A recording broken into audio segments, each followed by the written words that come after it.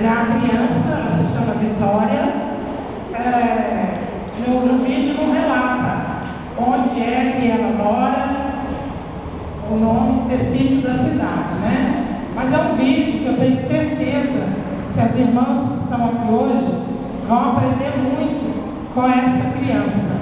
Ela nos ensina exemplos de vida e ela nos dá dicas aí de que não é impossível trabalhar para Deus e que não é difícil trabalhar no reino dele.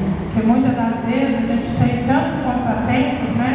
E a gente fala para a gente mesmo: eu trabalho tanto, eu não tenho tempo, eu tenho meus filhos, eu tenho meu esposo, eu faço às vezes até 2 períodos, de manhã e tarde, né? E aí a pessoa fica sufocada. Ah, mas eu não tenho nem um tempinho para que eu possa assumir o ministério lá na igreja onde eu congresso, ou mesmo fazer o trabalho dos meus vizinhos do lado da minha casa. Então as pessoas, assim, a maioria delas costumam ver dificuldade em trabalhar para Deus. E esse vídeo ele vai nos ensinar hoje que não é impossível trabalhar no reino de Deus.